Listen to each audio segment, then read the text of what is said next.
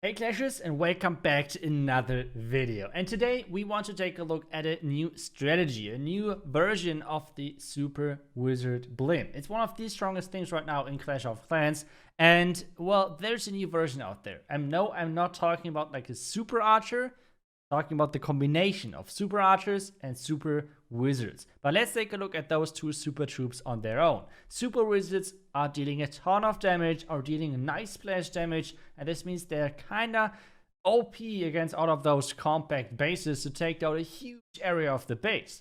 But there's one weakness to this, and base players are catching up kinda quick on that, which is the range. So people are starting building compartments where you cannot reach the next important building. And there's a really cool thing about that, and now it's coming to the super archers because they have like the bigger range, but on the other side they have not the splash damage to deal with like clan castle troops, with skeleton traps, whatever. And the combination, it's kind of the same way as like in hybrid works. It's now like the hybrid blimp, which means you have the super wizards and the super archers. Both combined are making up for every single weakness of the other. This is giving you some great power. But all of this, you can make this even stronger with adding another clone. So let's take a look. Blue has done that a couple of times. In Legends, he actually came up with the idea of that blimp, and is using that kind of frequently in Legends, and he's having great success against that. So let's take a look at one of those bases. I think this is actually one of the pre-qualifier bases of Space Station. So let's take a look at that. The blimp is actually making it kind of close into that compartment of that town hall. And now the most important thing, the magic is happening kinda. And take a look at those super archers. They are reaching targets outside of the range of those super wizards as well. All of this combined together is a really nice way of taking out a huge part of the base. Obviously, at this point, you have to kind of think about, do you want to commit to another clone spell? I think with the dragons, which are like not that relying, they're not relying that much on those spells. It's a really nice thing. For example, with the Lalo on the other side, I feel like it might not be the best decision ever. But either way, let's just take a look at the first approach. And one thing might be kind of obvious, but I'm still saying that this strategy is just wrecking ring bases. So if you have any problems right now with one of those annoying ring bases, just go in with this, I don't even know how to call this, but with like this hybrid blimp and dragon attack, it's just smashing bases. It's just insane. But so far, it looks good. We have a really cool chase going on. The ice golem is running, it's hopping, it's crying, it's dying. And so the ice golem is not getting too far. The dragons are now turning around, doing something useful. The queen is getting pushed inside the right direction. There's only one rage in this army composition, but how does this work? Basically, the core has been taken out, or should be taken out, by all of those dragons. And then you have your queen, you have your king, and later on the royal champion, all of them pushing around the outside of the base, and just smashing the entire base. Just take a look at that. He has the royal champ ability still left, he has the queen ability still left, and he has even more dragons than he has started with. This is just looking insane. The back end air defense has no chance. The entire core already have been taken out, and just this blimp is making things so easy to get started with.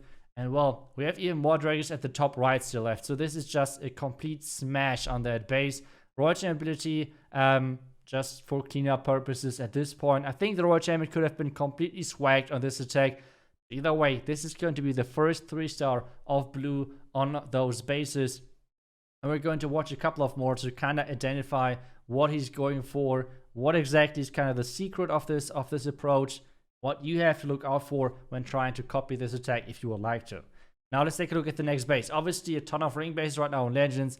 And this is one of the things which you can deal with that. So next attack, and you have to try and finding spots where most likely no one is blimping. So for example, he is going in with that blimp on top of the mortar. And now the question might be, Itsu, why do you think no one would choose that as a blimp angle?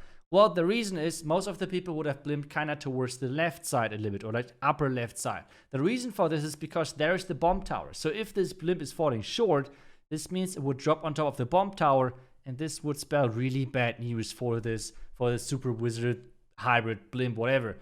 Take a look at the right side. Even the multi-informant towers going down due to the super archers are just being insane and sniping all of that.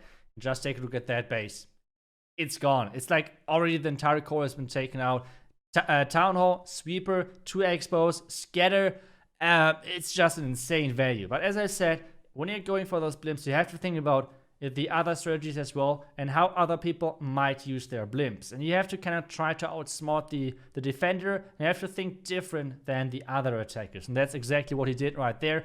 As I said, normally you would try to blimp it a little bit more towards the left, because this means you could actually get the value on the outside as well with that blimp. But he just said, okay, I'm going in there where most likely no one is blimping, and he was right. He got next to the Town Hall, smashed the entire core, and at this point, it's kind of the same story again with those dragons. They're about to kind of circle the base, or like actually cruise through the core of the base, because the heroes are supposed to circle the base, and they're kind of the troops and the power which are going to push everything back inside, which are going to push everything in. There's so many black bombs which got triggered by that. Hound already. First rage is in. The only rage actually. Warden ability in as well. I feel like the Warden could have been late just a little bit. But either way, it is already too late for the base. Like after this value of that blimp, there's just no chance of coming back from. This is now completely smashed onto that base. We have the Royal Champion at the top side as well, pushing everything even back inside with their Tesla form, getting taken out. And this is yet again looking just so OP. This time around, a little bit less dragons survived. But still, there's so many dragons alive. It's just not even close at this point. Queen abilities still not even used. Couple of seconds for cleanup. And then this should be yet again another 3-star. So let's take a step back and let's take a look at what exactly you should do when copying this attack. First off, try to find an angle which is really unlikely. Second of all, just lure out the clan castle with that and take their clan castle out with your dragons, because they do not have a poison in this armored composition. The next thing, as soon as you place your dragons, just push with your heroes the dragons into the right direction. Now everything together with another attack, and let's see if we can make this work. So first off, find an angle which is not that likely. For this base, to be honest, it's kind of tricky. I have no clue what a most likely blimp would be. Maybe yet again onto the bomb tower. Maybe that might be a good move. Let's see if he's going to do that again. I feel like the bomb tower might be a good decision, but that's just my guess.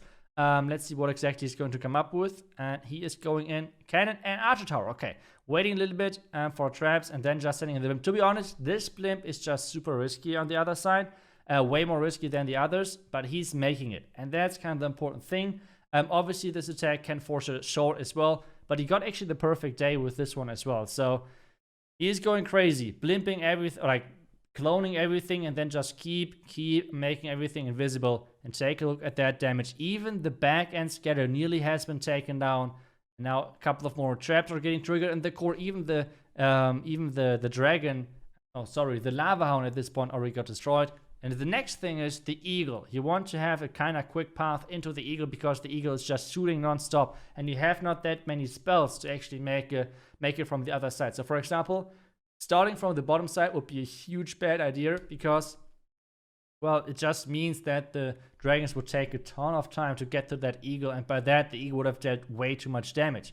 But yet again, we have not too many threats anymore to your heroes, and that's the key thing about this strategy. You want to take down the core, and then your heroes are going to be the main force, which is going to finish off the base. Obviously, if it's like that, those OP blimps right there, then you can easily just make it without that as well. But he is, well, just overkilling the bases normally with his dragons already. But if everything is falling short, then those heroes are coming in clutch and are supposed to finish off the base. So let's take a look. Eagle has been taken down. Warden ability, nice and early to prevent the damage of that enemy defending multi-inferno tower. Never underestimate the damage multi-inferno tower can do to your dragons. It's actually pretty high. And then the double freeze onto the scatter and the enemy queen. Really nicely done. At this point, king, queen, everything is running in there. Royal champion is in there as well. And yet again, there's not much base left at this point, and there's just so many dragons in. That's the cool thing about this strategy. It is just so powerful. It is really powerful. Obviously, I have to mention that just to be fair and everything, but there are a ton of baits right now for blizzards. But as I said, if you can like kind of outsmart your opponent, and that's a cool thing as well, then you can find those sweet spots and complete crush bases exactly as Blue did. And he has a really cool idea with like this hybrid blimp. Let me know what you think of that idea. Do you think it's worth it to put in the clone spin as well? Or do you think the idea is cool, but you would do it especially without maybe without the additional clone? Either way, let me know what you think of that strategy. I hope you enjoyed the video. This base is crushed yet again from JX Tiger. Well, thank you so much for watching. I will see you guys back tomorrow for the next one. Until then, see ya and bye bye.